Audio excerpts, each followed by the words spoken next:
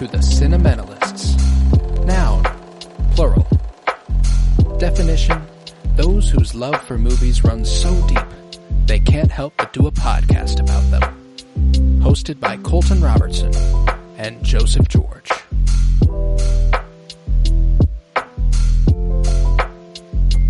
Hello everybody and welcome in to the Cinementalists. Today we continue our top 100 favorite films of the 2020s. This is part 4, the 60s. We'll be working from number 69 of 100 up to 60, and I'm looking very, very forward to it. Sorry for the little gap between part 3 and 4. If you are, I just know a few of you were just dying waiting for the fourth part. I know we said, oh, it's readily available, but it wasn't readily available. What are you going to do? I don't know. It's here now. Relax. You can lay to rest. I'm Colton Robertson. I'm joined by Joseph George. What's up, homie? Oh, what up? Always a pleasure to be here. Oh, and it's always a pleasure to have you. Glad you're feeling better. Glad you're ready to hop on the mic here and do a little top 100 with me. How are you feeling about the list you've got today? Oh, yeah. No, the cold brought a little cold along with it, but it seems to be on the way out, finally, and the brain is functioning again. But, yeah, glad to be back on the movie grind. This is where they start to get good here. And I don't like. At least I start to like these movies, and there's still some gripes that I have with them. That's for sure down here in these ones. But I don't know. These ones they do start to get more fun. I think here it's so yeah. I don't know. I'm starting to feel a lot better with these ones. But, you got any more blind spots in mind for one you want to throw out here where you're like, damn, I really wish I could have gotten around to that before we did this project?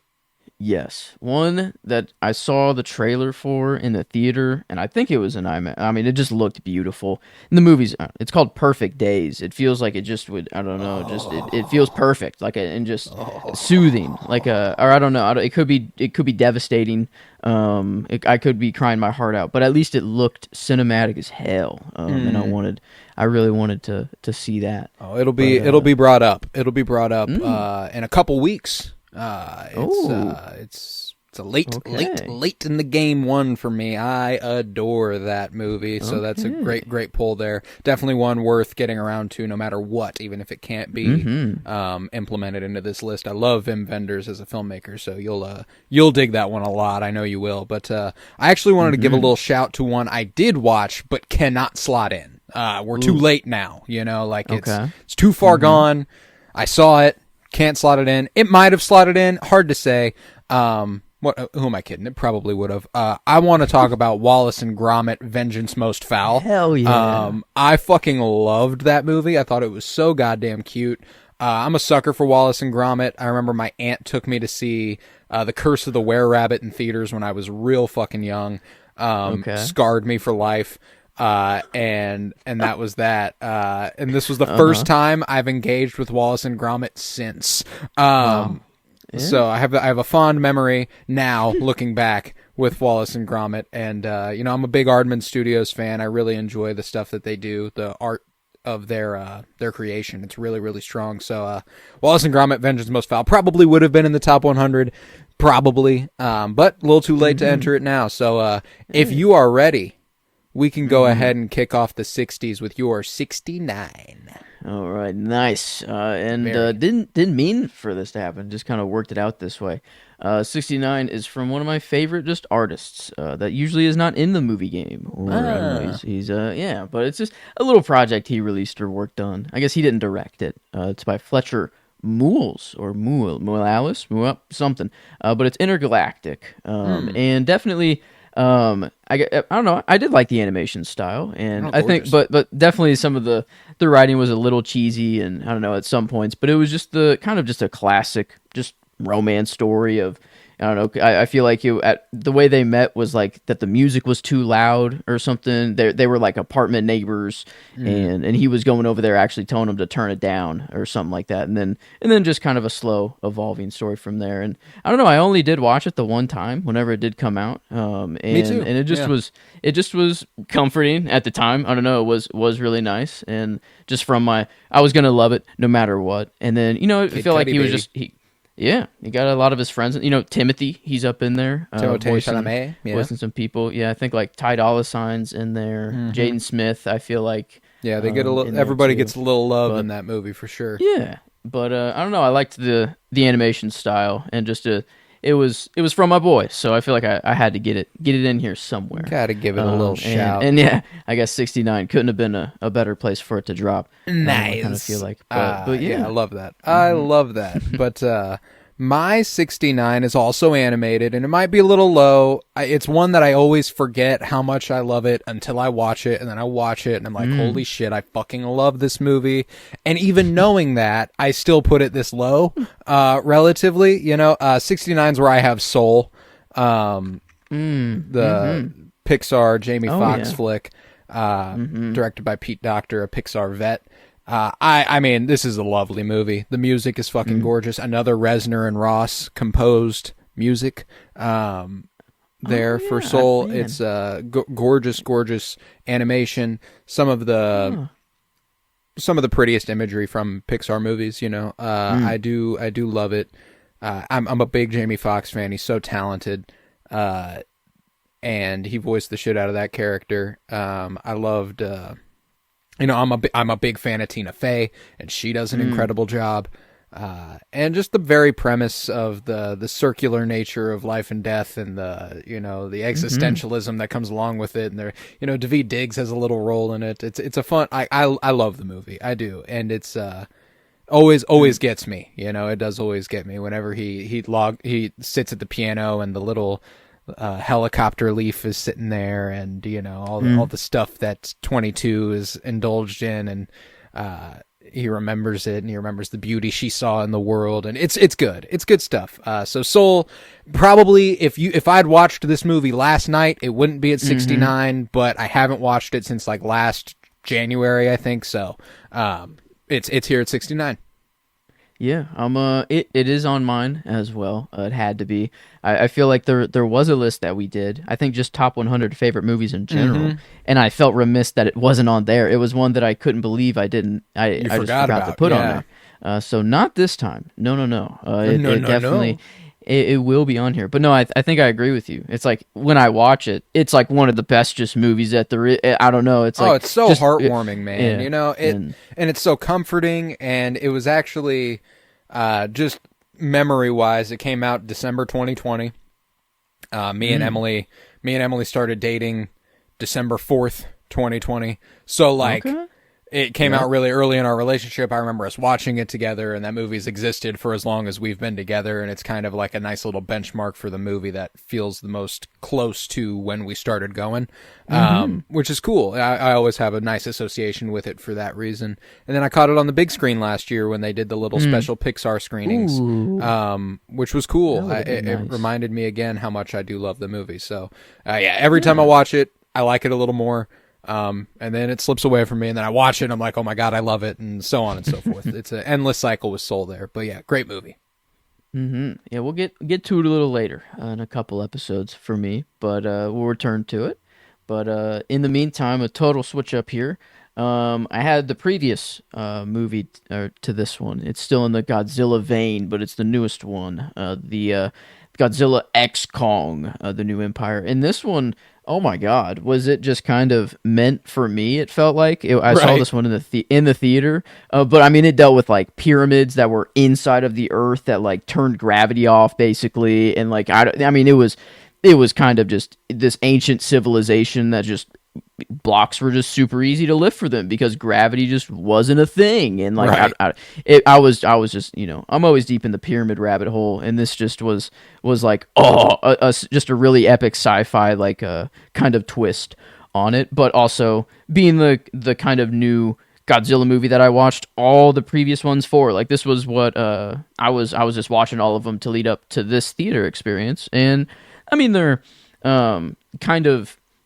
I remember the big battles and kind of at least what happened at the end, but the little like intricacies of the movie, I kind of they just kind of forgo me a little bit. But like this one was at least cool because just it was Godzilla and Kong and like way more teaming up just to fight this one mega. I don't even know what it was called or what it is, but it was. I don't know. It was this pure Armageddon scene of the world Fuck was yeah. basically going to end, but then I don't know. They found peace between themselves, and they could. I don't know. The lore got so deep. It was kind of a little bit more than I was wanting from just a Godzilla and big Right. monster movie. But I don't know. It was fun for the theater, and I didn't see it in 3D. I don't think. Maybe I did actually. Maybe this was like the test. I think that is. I'm remembering that Yeah, now. I was like, I wanted I'm to pretty test, sure you did see it in 3D. Yeah. I And think I feel like it was it was test a right movie around coming that out later. time. Yeah, that's why I'm like, I can't remember why, but that was the reason. You wanted to see something else in 3D, but you weren't sure. And Yeah. it's gone for me. We'll probably happen upon it, I'm assuming, if we ever if you ever did end up watching it. Yeah, most likely. And it was probably better than Kong. I'm assuming if I was like, this was the trial run, then yeah, that had to have been the best. Maybe Furiosa. Maybe it was, we were going to see, because it was a movie that we were going to see together. And you were like, Yes. you don't like because you wear glasses. And I didn't wear think glasses. about that. I'm like, I wear yeah. And it was definitely okay. Furiosa, so that didn't end up happening. That's right. Okay. Glad we figured that out. That was 100% what it was. We will get there. I definitely. 100% for Furiosa. Yes, so for both of us. Yeah. But I guess 3D. It was okay. I don't think it really enhances a movie a whole lot, but at least I don't know. Maybe my immersion. Maybe I was just more immersed, but didn't quite realize it. But at least I don't remember anything quite crazy with the 3D or anything that stuck with me. But yeah, I guess that's kind of why it's down here, kind of at 68.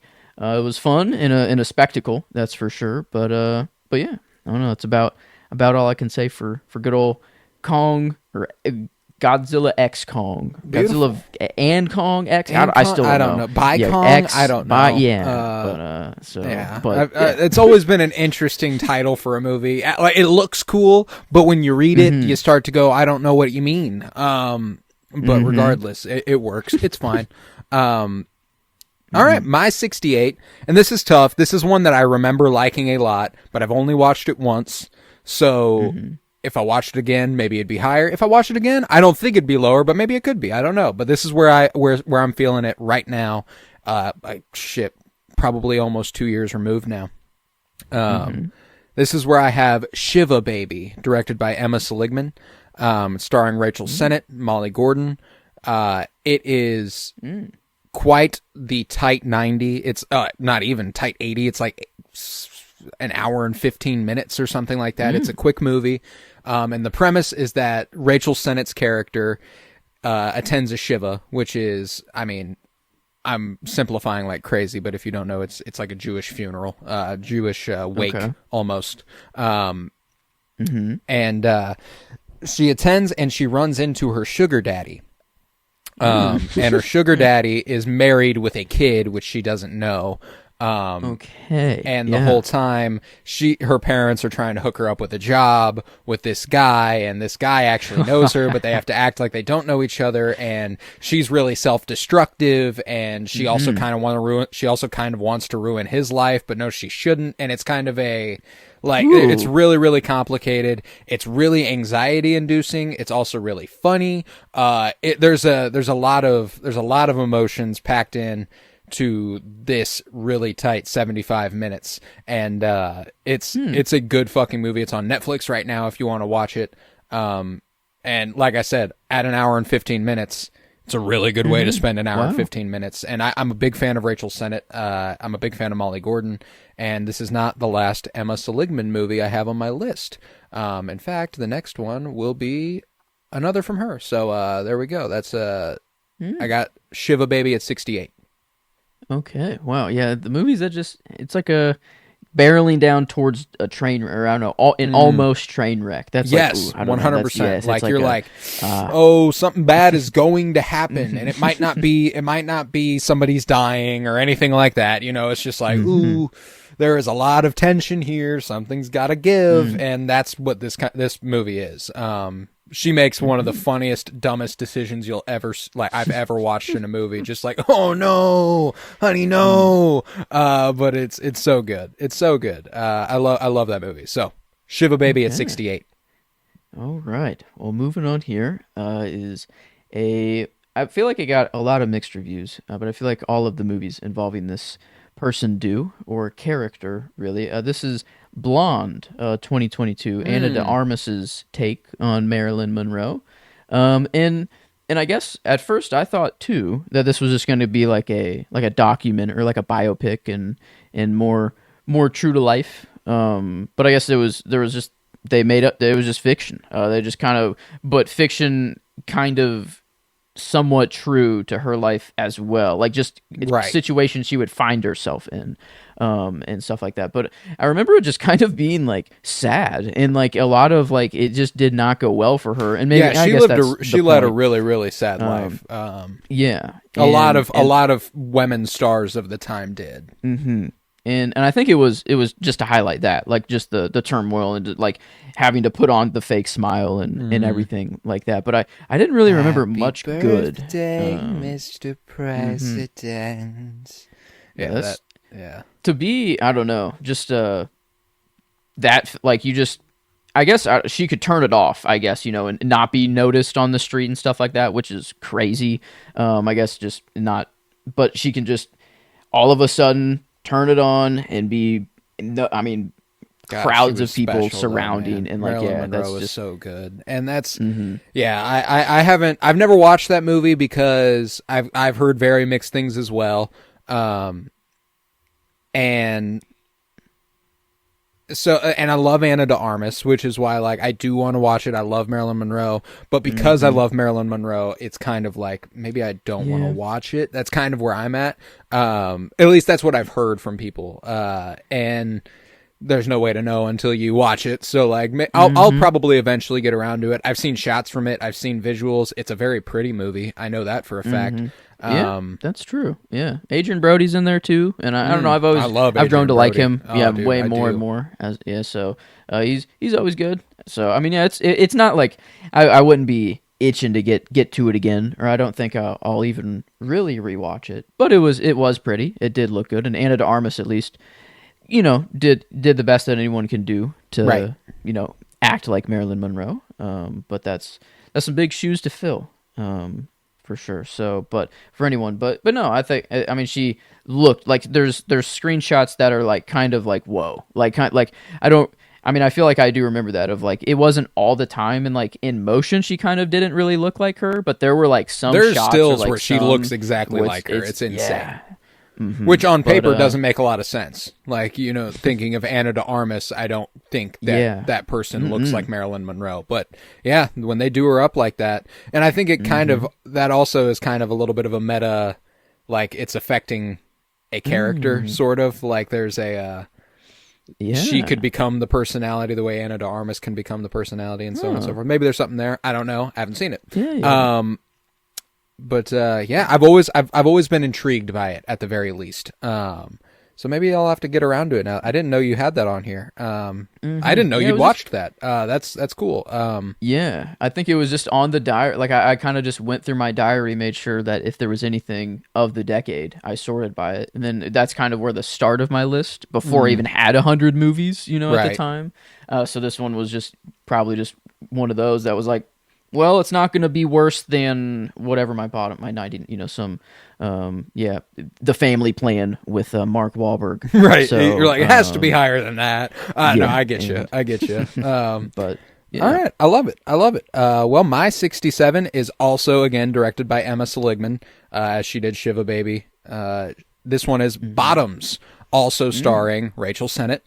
And Iowa Debris and Marshawn Lynch, and just a great cast, a great ensemble. I think this movie is fucking hysterical. Me and Emily have watched it. I don't know how many times.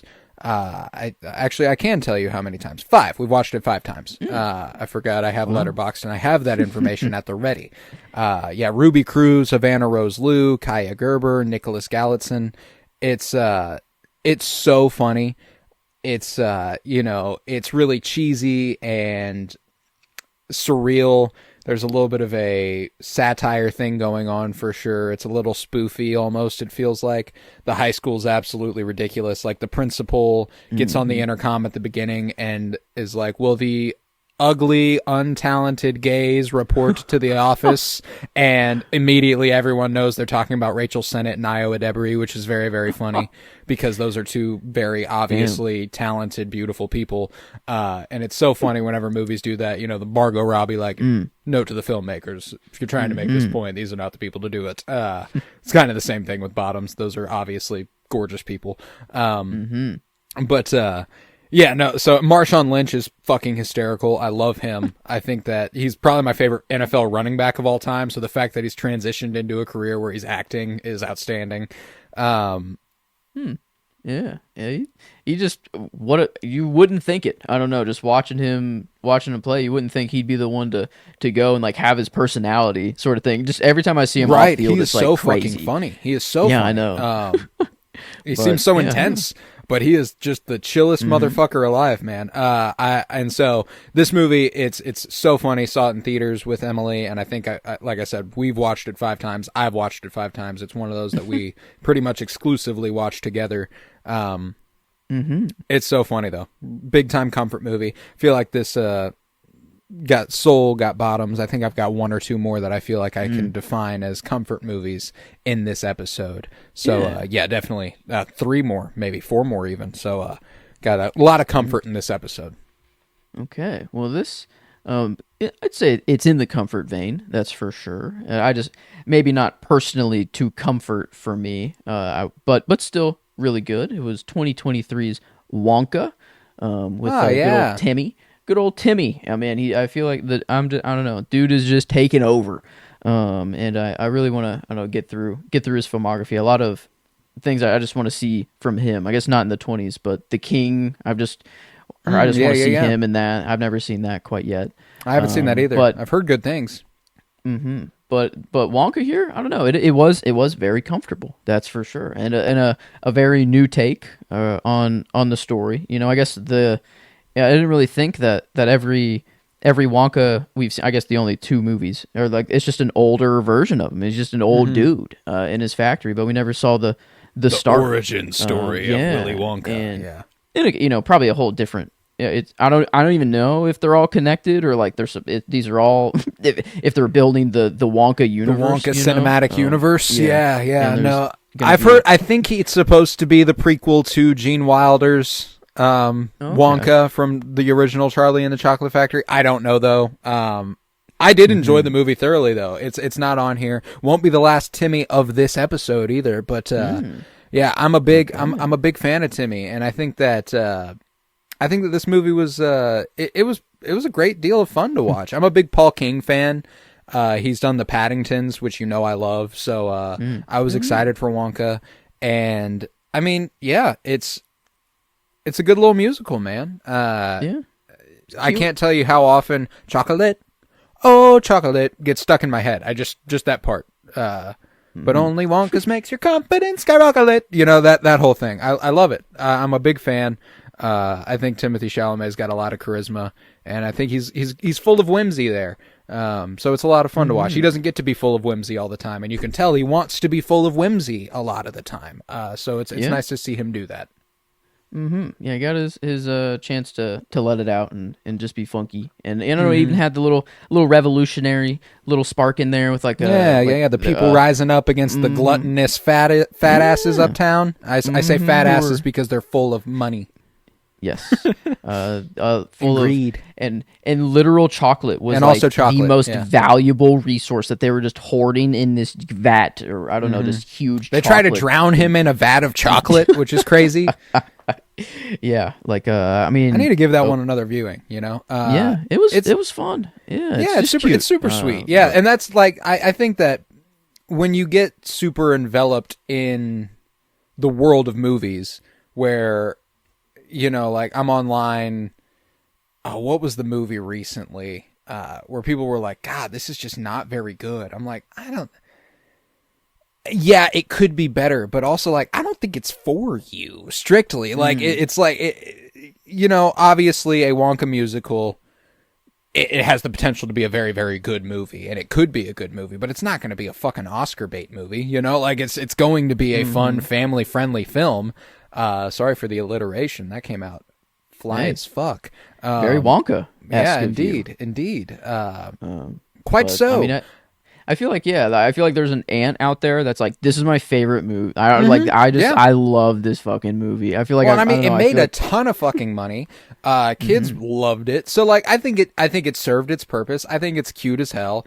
And I think that me and you and a lot of other people, I'm not saying that we are unique in this regard, but being able to and pretentious folks hate the term, but it's a real thing. Being able to turn your brain off and just enjoy something is a lot of fun.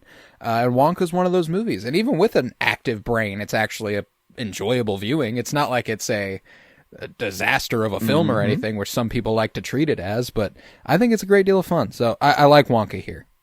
Yeah, 66. Yeah, we're in a nice comfort. A lot of good. Intergalactic definitely, would be there. Maybe a nice rewatch. A good couple to revisit, that's for sure. Oh yeah, no doubt. My 66 is Problemista, directed by Julio Torres, also starring Julio Torres, and written by Julio Torres. It also has Tilda Swinton, and this is another one of those comfort movies. I watched it probably halfway through 2024, and was just astonished, man. It's a beautifully, creatively fulfilling film. One of those where if I'm ever stuck in a creative rut where writer's block or artist's block or anything, I can't think of what to draw, I can't think of what to write, whatever. This is a good movie to watch to kind of get the juices flowing. And I mean, it's a lovely movie to look at. It's so much fun. It's so ridiculous. And the premise is that, He's hired to watch over an artist played by RZA, by the way, from the Wu-Tang Clan.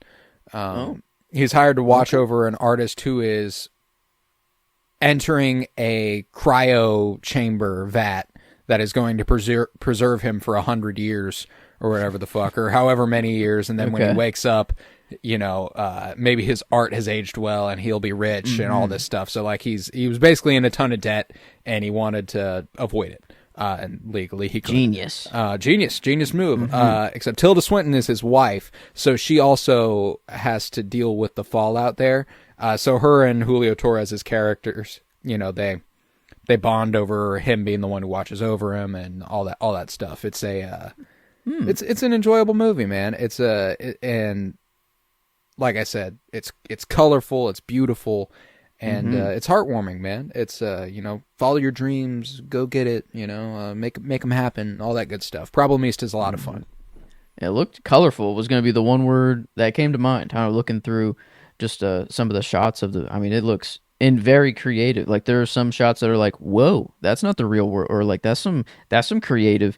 Something creative going on there. Like, I don't know, the stormy, where it looks like they're just in like this huge storm and some clouds or something. Yeah. Well, and there's also like Alejandro, the main character, is a toy maker. That's his dream. He wants to design toys, and his work visa is expiring, so he has to get a job and all that stuff. And then she ends up hiring him as like an assistant, and yeah, it's a lot of fun. Okay.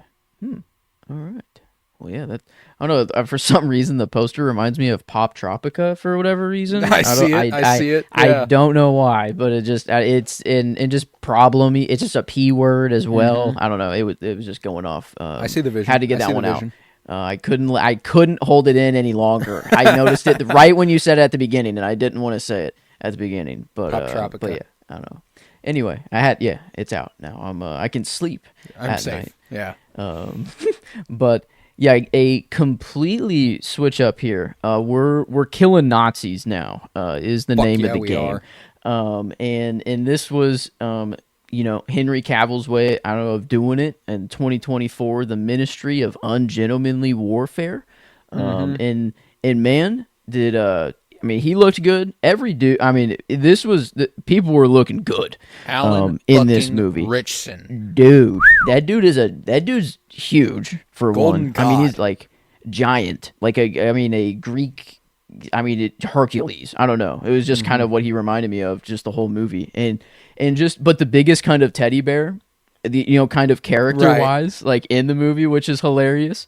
But I mean, yeah, whenever they're doing their thing versus the Nazis, it's go time. You know, they're good at that. They're good at taking them out. And this was kind of like a Suicide Squad-esque, like World War II mission that, what's it? Churchill. Yeah, there he is. Was needed some guys that really could get the job done and wouldn't, no questions asked sort of thing. And had to They be do covert. the fucking deed. Yeah, it couldn't be known by the public and sort of thing. And then I think further down the line they actually called off the mission, or like they didn't want it to happen, but they were like, nope, fuck it, we're doing it anyways. We're like, we have this opportunity to kill Nazis, we're gonna do it. We're gonna I forget what the mission kind of was, but all I remember is that there were some creative ass kills. It was really funny, a lot funnier than I thought it was gonna be.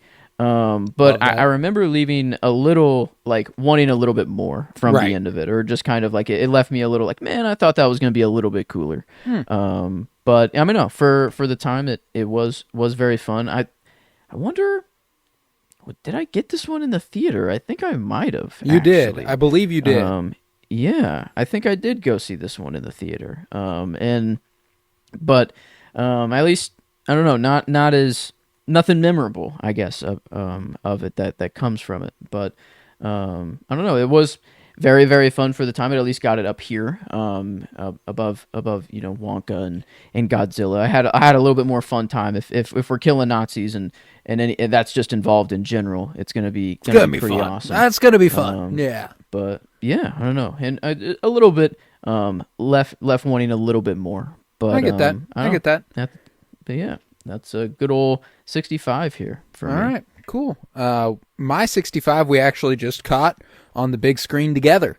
My 65 is the third Timothée Chalamet of the episode here in A Complete Unknown, directed by James Mangold. I really, really enjoyed this, man. I think that it's, kind of listless and a little all over the place.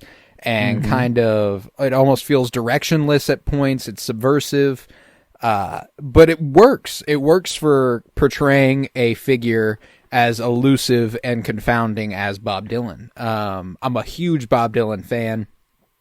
I've loved his music for years. So this is a movie I was deeply looking forward to. Timothée Chalamet wins you over almost instantly. I feel like it's a really, really great performance by him.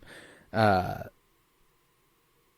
absolutely love the line delivery whenever I think it's Joan. It might be Elle Fanning, who's like, "What are you, God?" And he goes, "How many times do I have to tell you?"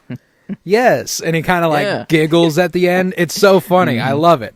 And I do adore the movie. I've seen some kind of iffy takes for me on Monica Barbaro as Joan Baez and Ed Norton as Pete Seeger, which, they're fair. I don't think this is perfectly capturing the person that Joan Baez was. And it's definitely not capturing the vibe Pete Seeger had. Ed Norton's basically playing Mr. Rogers, kind of approximating the guy who is supposed to be the face of folk, like, oh, we're sweet guys and this is all we do and we love this stuff. Won't you be my neighbor? It's kind of the vibe he's bringing, and it's a lot of fun. I think that, I adored it though. I think that, it really, using his songwriting as the only means of pushing the narrative forward is really, really cool. Like whatever song he's singing, when he sings, the times they are a-changin', times change, like all of a sudden we flash forward and he's more famous than he's ever been. He can barely walk down the street, all that good stuff. It's Masters of War, the night of the Cuban Missile Crisis and all that good stuff. It's really strong, man. I'm a big fan. So I got A Complete Unknown here at 65. Oh yeah. I got it in here too. Definitely a little bit higher up. But man, it got me a lot more respect for Bob Dylan. I guess made me a fan of him. Without, I don't know, I still haven't, I guess, dove in too deeply into the music, but at least that viewing was pretty cool. I don't know, and he kind can of do some directionless, but Yeah, it's a little aimless, like we're just kind of floating, I feel like. But Dylan's kind of just floating, which I think is why we're doing it like that, At least that's how I can justify it. It's definitely... He felt very go with the flow and just kind of like, well, I guess I'm famous now. And like, he didn't care. At least, I don't know if that's how he truly was, but that's how... Right, well, and like, the means that he does care... Oh my goodness, hold on. I'm getting a call from the school district. Yo. Sorry, pal. Sorry about that, everybody. I was getting a call from the district. They don't have school again tomorrow. Okay. Yeah, fun stuff. I'm the one who gets those calls for some fucking reason in this house. Damn, okay. But, I'll have to tell everybody. But, yeah. Snow week. Yeah. Snow week indeed. They were supposed to go back to school on fucking Tuesday or something. And they're getting a couple extra days. But I think that Dylan does care to a degree about becoming famous, but it's like in the way that it's negatively impacting him. He's no longer able to be as free flowing as he was. The freewheeling Bob Dylan, and all of a sudden they're trying to put him in a box, and he's trying his best to do everything he can to not be put in a box, and that's why I think the movie's strong. So. Yeah, that's what I've got at 65. Yeah, I dug it. We'll get to it in a couple weeks. Or I guess, is it? That'll technically... No, it will be next week. There's 2 parts every time. But, okay. Well, moving on here. Another warfare. I guess kind of... I didn't mean for this. 2 kind of warfare movies back to back. But we're not killing Nazis. We're going back a little bit further. During the Napoleon era, I guess, back this good old Napoleon, Ridley Scott's, and this one kind of similar feeling. I think maybe this is why I put them next to each other. Of kind of my expectations were a little bit higher for the movie, but this one I at least had to elevate it above Ungentlemanly Warfare because it looked so much better, like, and just the costume design, the whole everything. Like, this movie was. It looked great. Everyone was into their roles. It was just kind of the way the story kind of panned out, and that was a little different, I think. And it was just, man, I don't know. At some moments, it really just got... The theater experience was incredible. Oh, the theater experience was fucking sick. My God, yeah, just having like old... I don't know. I feel like there were so many old people in this the theater, and a lot of them were not liking it. I don't know. I feel like it was very interesting. I don't know, but at least throughout the time, I thought the looks kind of kept me in it alone, and just having the theater, just big screen and seeing the big, I don't know. They really built sets, that were incredible, and like you could just tell that this was just a legit set that they built, and there's no other way to do it. And yeah, I thought. I don't know, even like there were moments in the trailer of the army going over the ice and then shooting, like that's when the battle starts. And I'm like, oh, well, I guess I've already seen all that one and seen the surprise. But then once that scene came up, it was like, oh, no. Whole new perspective. Yeah. So you think you're so great because you have boats. Yeah, I love the movie, man. And this is one where I don't have it in my top 100. But I did want to mention a massive blind spot for me when this came up, which is the Napoleon director's cut. Ooh. I need to watch... It's available on Apple TV now. I really need to watch the director's cut because Ridley Scott tends to up his fucking game in director's cuts. That's true. That is true. I do need to check that out bad. That's one of those ones where I think if I had watched it... I think the director's cut would be here because the original cut barely missed. It's aged really well for me. I remember walking out of the theater kind of confounded, kind of laughing, kind of giggly. Wow, that's quite the movie. But it ages really well with me, man. I think that I think it's strong. Yeah, it was definitely memorable, I guess. For sure. I remember that Vanessa Kirby is a fucking goddess, dude. She is incredible. Oh, yeah. They did make her look very, very good too, and the real leader, at some point, like he went off and did his own thing for a little bit, but while she was there, dude was hungry, bro was down fucking bad, and who wouldn't be for the Invisible Woman? That's our future It's our future Sue Storm there, Vanessa Kirby. So Okay, got yeah, that, yeah. got that.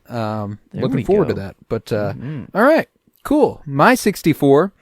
One of my latest additions in terms of just prior to us doing this, I got this in under the wire. This is where I have Kneecap. And I believe I texted you as soon as I watched this. It's directed by Rich Pepiat. It's a music biopic about a Irish rap group called Kneecap, and all three of the members are portrayed by themselves, which is super sick. And they are actually so exceedingly good that when I found out at the end they were portrayed by themselves, I was like, holy shit. Had no idea they were portraying themselves until the end of the movie. Wow. I thought these were actors acting like them, and they are actors acting like them. They're just acting like themselves. They were that good. They were much better than I ever expected them to be. And there's a lot of really, really cool ideas floated. Michael Fassbender's in this movie. He's really, really good in it. He plays one of the characters' dads. He's like an Irish revolutionary. And the premise is that the Irish Language Act is in the process of being on the floor. They're trying to figure out if they're going to pass it. And this rap group comes out rapping in Irish, in Gaelic, and they kind of revolutionize this thing without trying to. Like they become a political symbol without trying to. They were just trying to rap, you know. They were just trying to rap, and all of a sudden they've got these greater forces coming down on them for being who they are, and it's kind of like, well, fuck y'all, I'm gonna do me then. And it's really, really dope. About how hip hop is the language of revolution, and it's sick. There's like literally a monologue where the DJ, the producer of their group is like, hip hop became the language of the oppressed in America for the Black Americans, and we're trying to bring it to us, the Irish speakers of Ireland, and fuck the Queen, all that good stuff. It's good. A lot of pro Irish sentiment, a lot of anti-British sentiment, which we love. So I love. I don't want to speak for the both of us, but I got 25%. 25% of me is Irish blood, so it's in there somewhere. Irish. I got the fight. I got the fight in me.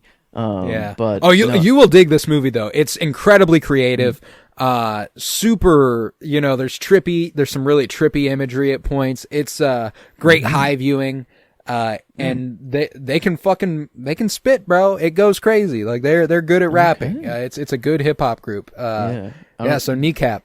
The one thing that was coming up was another movie that had, I don't know if they were rap. I think they were rap. Rap group in the movie that you could kind of tell. Yeah, you guys aren't actors. Forefront was Chappie.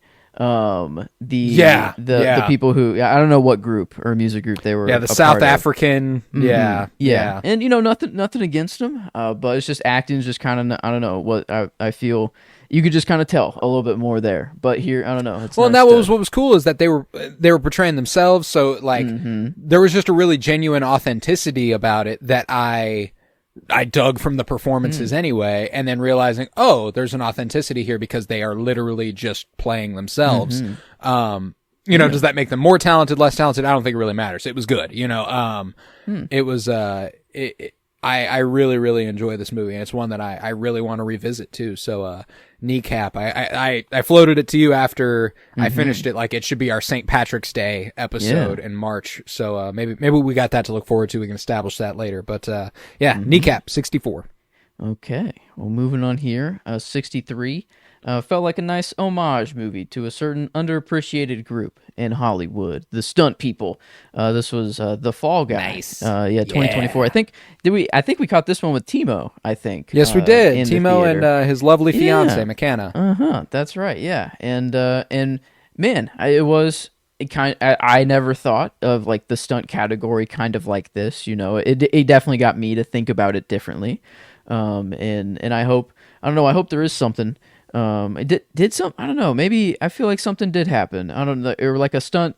Maybe it was just Tom Cruise was given like an honorary something for some. I don't know if it was, but that was before or after this movie. But regardless, I guess the movie itself was just kind of a cool, movie story of a dude just having to fill the role of I don't know, the guy just found dead. I forget how he died, or if it was one of the actresses, I think, in the movie, killed the dude, put him in a bathtub, found him. I don't know. I guess the little, but he was like details faking his hazy. death, and I can't even.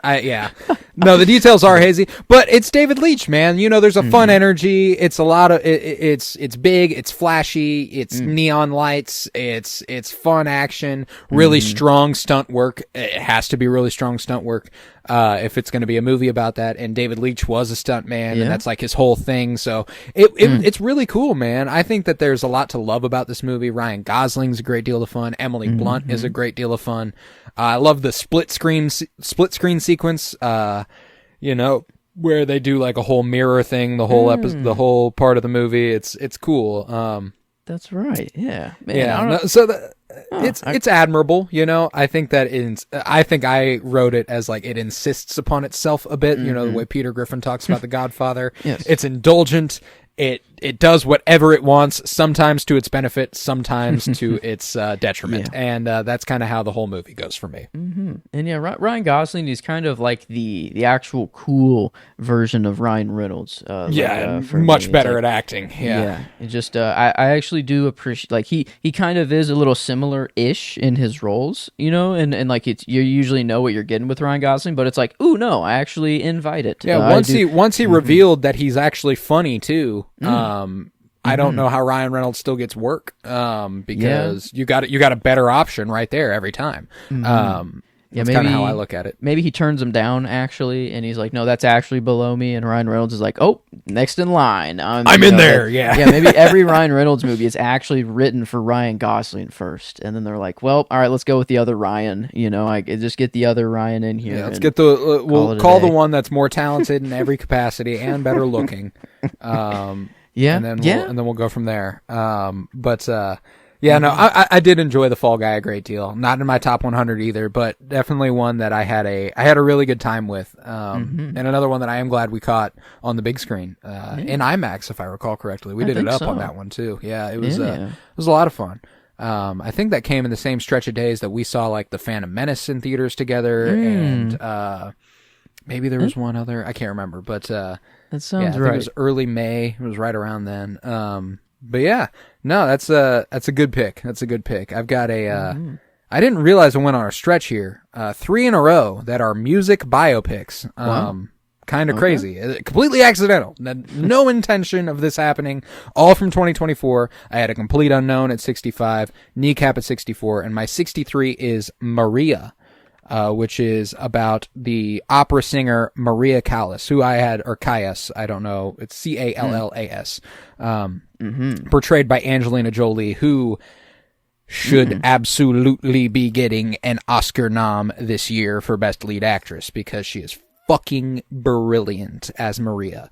I also had a Pablo Larraín movie, I believe, in part 2. Yeah, at 81, I had Spencer, about Princess Diana. This is kind of Pablo Larraín's bag.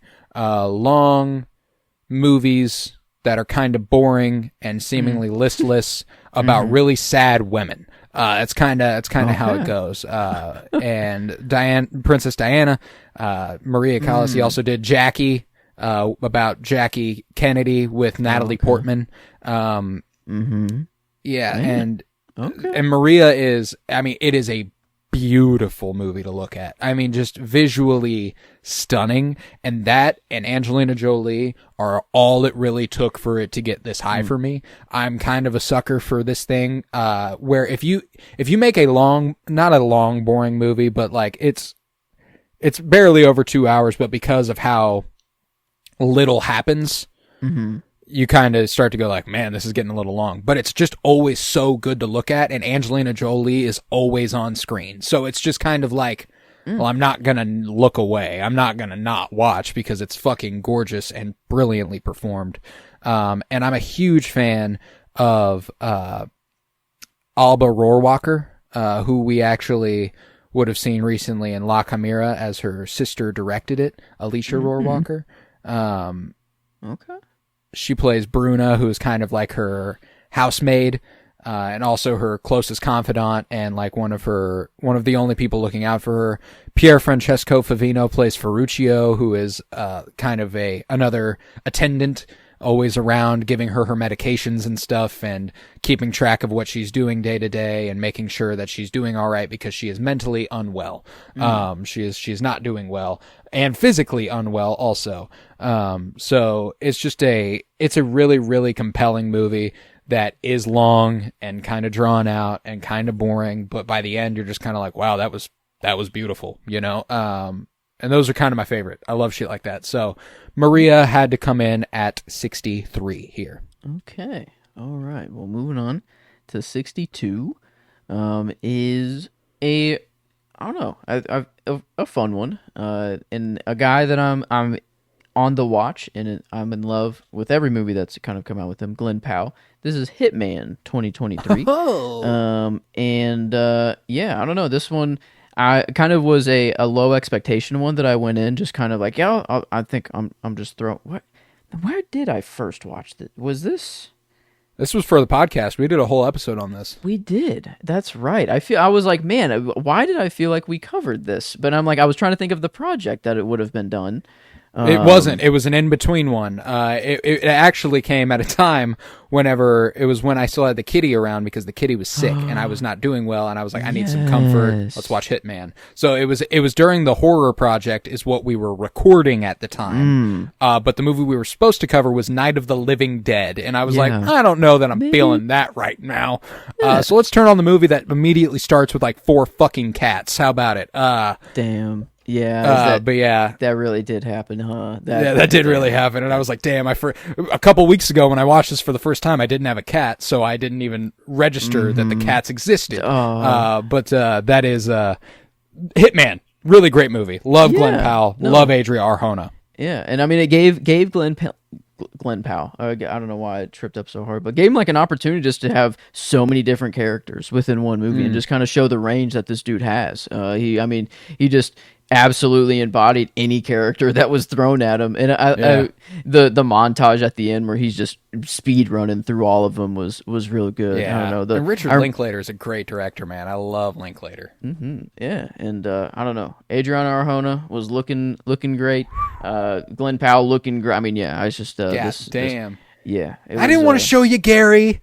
Who the fuck is Gary? Yeah, I love this movie, man. So it's a little low on your list for me personally. I'm a little astonished this came up so soon. But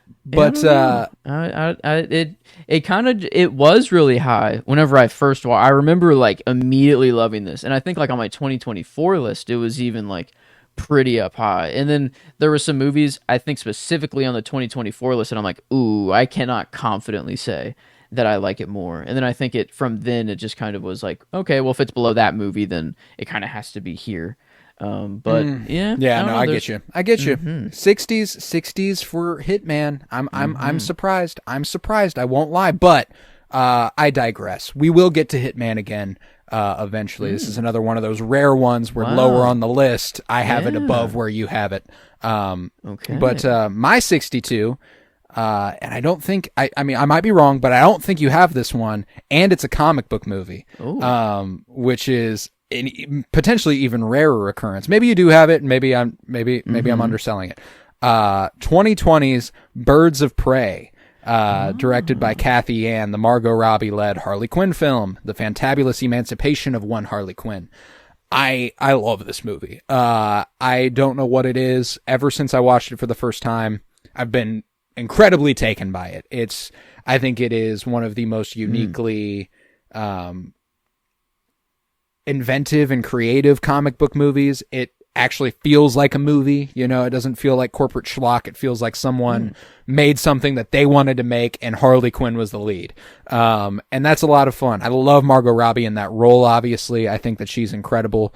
Rosie Perez is in the movie. Mary Elizabeth Winstead's in the movie. Journey Smollett is in the movie, and Ewan McGregor is the villain. So like, let's fucking roll. I'm so down.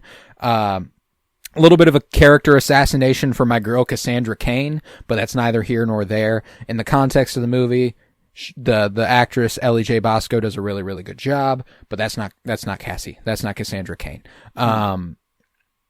Doesn't matter though. It's whatever. I love this one though. I think that it is so exciting, so creative, so much fun. I love the whole playhouse fight at the end. I love Ewan McGregor getting to let loose as a fucking vile human. It's wonderful. I'm a lover of this movie. It's definitely one of my favorites. I love the whole police station sequence with the powder bomb she's shooting at people, the beanbag guns and stuff. She's having a great time. Run, piggy, run. It's a lot of fun. I love that stuff. So Harley Quinn's Birds of Prey had to be here, and it ends up being, I think, a top 2 comic book movie for me on the decade, which is kind of wild to put in context like that. But top 2 and top 2 DC. There's no more Marvel above it either. So Birds of Prey. Dang, probably one that was just before I started logging on Letterboxd, but definitely I do like more than the comic book movies I've already said. That's for sure. So I think one that just slipped through the cracks here. It happens for the it decade, happens. But I'm glad it got mentioned though. And it was very beginning of the decade. Like this was not just 2020, but early 2020. I believe it was release date. Yeah, January of 2020, and February was the theatrical release, which is crazy. So it's barely in this decade, but it is in this decade. Okay, well, I'm actually sticking with you in the comic book vein. I got 2 more just to top off this episode, back to back here. But the first one will be Black Panther: Wakanda Forever here in 61, and kind of a weird. We didn't know like before going into this movie like how. Even what we want, I feel like I didn't even know what I wanted. I'm like, I don't even know if I want Chadwick or any, like a funeral, a funeral, that'd feel weird. And then like it literally opens up with like his funeral and like answering it immediately. It was just very conflicted feelings going into the movie. But I think they handled it pretty well. They do a great job. It's a really good movie, man. And just the whole, or did they call it Atlantis just straight up, or Namor's no, like? I feel Namor's like it was Kingdom is. Oh, what's it fucking called? Man, that's gonna piss me off. Kingdom, Talocan, yeah, Talocan. Okay, but no, the whole look of it I thought was really really cool. Like when he took his throne and we actually got down in there, and saw the visuals of it, but then. I thought, just kind of the future that we're leaving, with the young T'Challa there, and just a few, the future Shuri, I'm hoping is still taking over and a big part in what we got to come next. Seeming like she will be. I'm pretty sure Black Panther 3 just got greenlit also. Denzel. I saw that recently.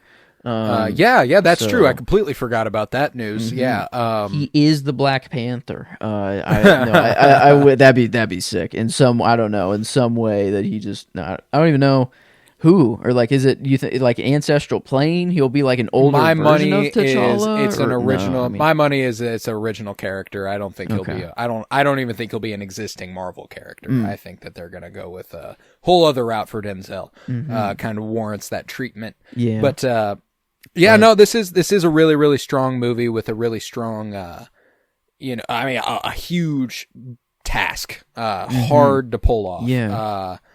And I think they did, man. I think they did. It's really, really strong. I love Angela Bassett. She does an incredible job, as the Queen Mother. 100% deserving of that Oscar nod. Would have sooner chose her over Jamie Lee Curtis, but hey, fuck it. Yeah. That's a weird one. Still. Yeah, I'll never be okay with that. That's just like literally every other person in the category was more deserving, which is why it's just so fucking irritating. The thing I'll remember always about Wakanda Forever is that there was a bulge removal. Too much bulge for Namor. CGI removed bulge. Crazy. I don't know. I guess makes sense though. You don't. I mean, it is. There's only so much you can do when you got the trunks going. Yeah. It's but I don't know. I feel like there was like a fight of like, no, free the bulge, or like release the bulge cut. Bulge cut. Oh my god, that's incredible. That's the first time I think I've heard the bulge cut. But the bulge cut. yeah, Gotta no, have the bulge cut. But maybe one day. But no, it was yeah, still great. Winston Duke as M'Baku is always really, really fun. I like him a lot. And there's just a lot to like there, man. It is, and it's a pretty movie. One of the rare MCU movies that has a really strong visual identity. Like just all the water stuff is gorgeous, dude. Like there's an overhead shot I remember of them like fighting in the water. And I just remember all the splashing, like the white foamy water splashing at people and the people in the middle of like throwing shit. It's good looking. So, yeah, Ryan Coogler really did his thing with Wakanda Forever, but yeah, I do not have it here. Which does feel a little like it probably could have been here somewhere. But in this upper tier, that's for sure. Like this it's even separated from that middle tier that was above the even lower. Yeah, so, you're like, no, it's a different league for sure. But all right, my 61 is a little bit more comfort.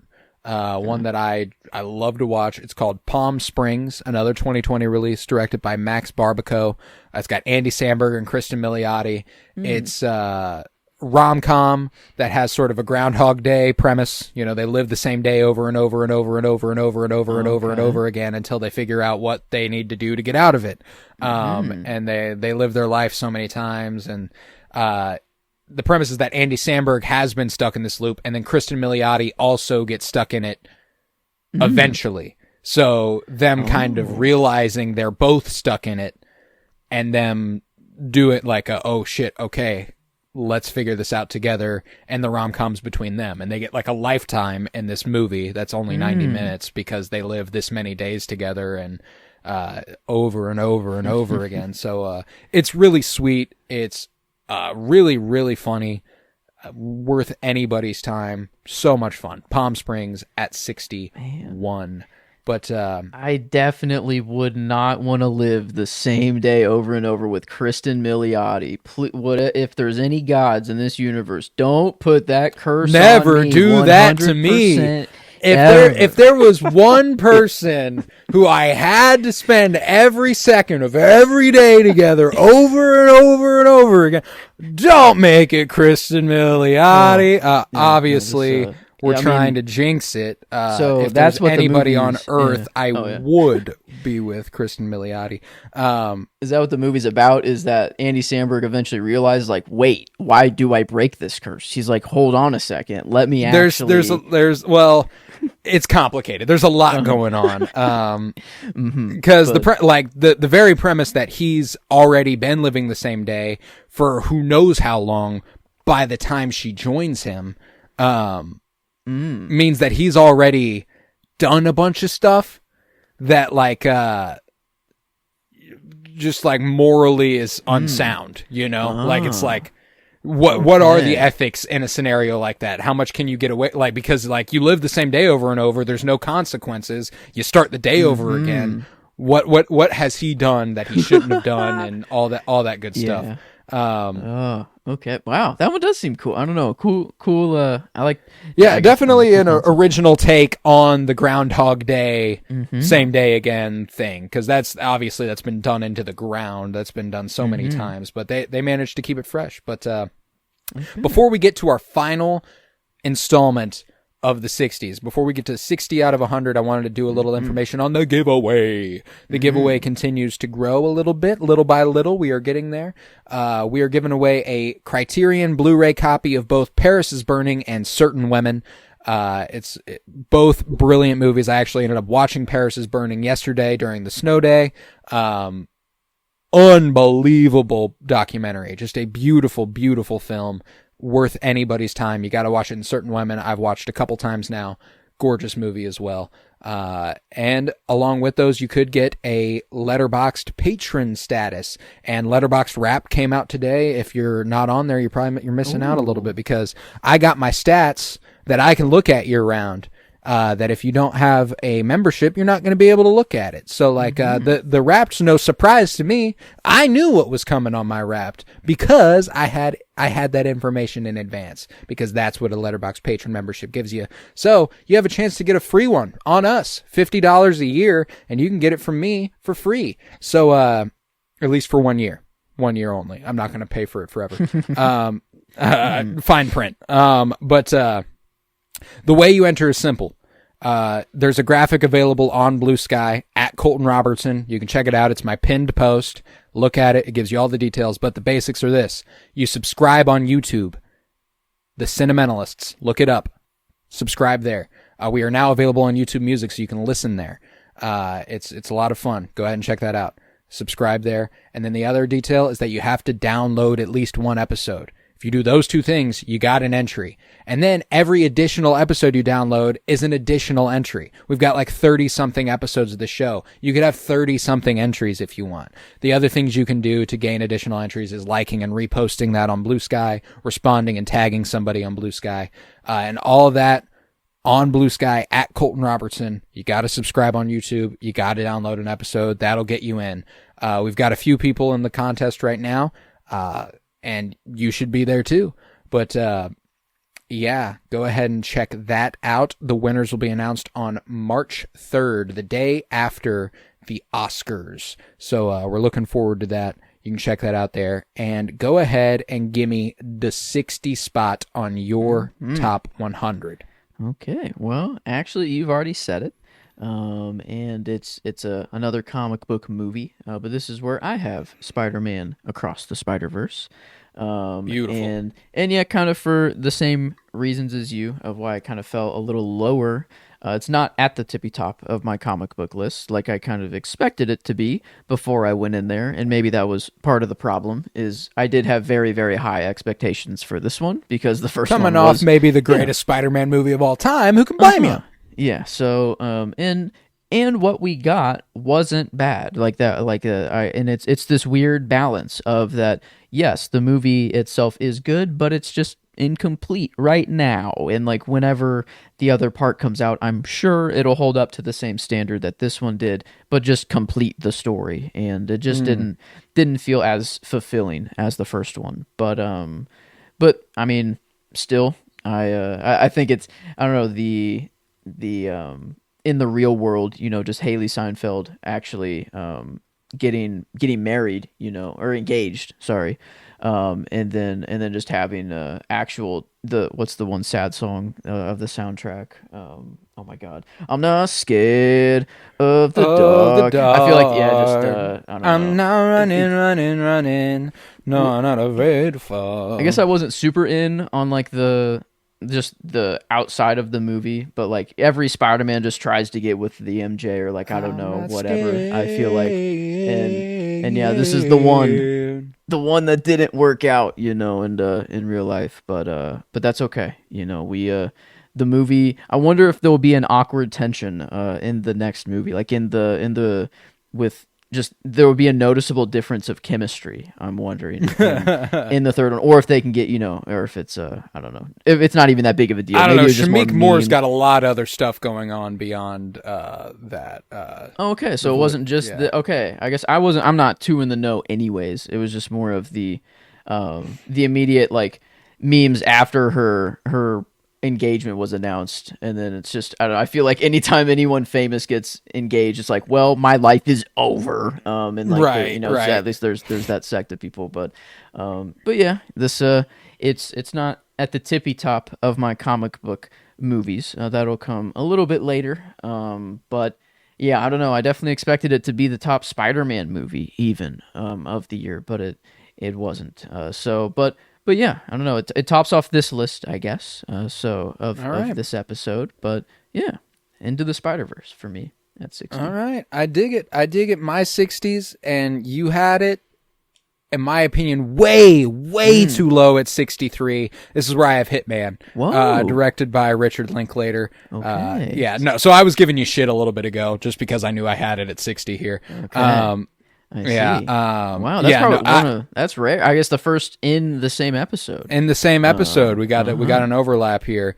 Yeah, it's one that I do love a great deal, but we're at a point now where I love the rest of these, man. It's they are all fucking special, and this one was just teeming with sexual chemistry between Arjona and Glenn Powell. One of those movies that I'm watching with just the stupidest fucking grin on my face.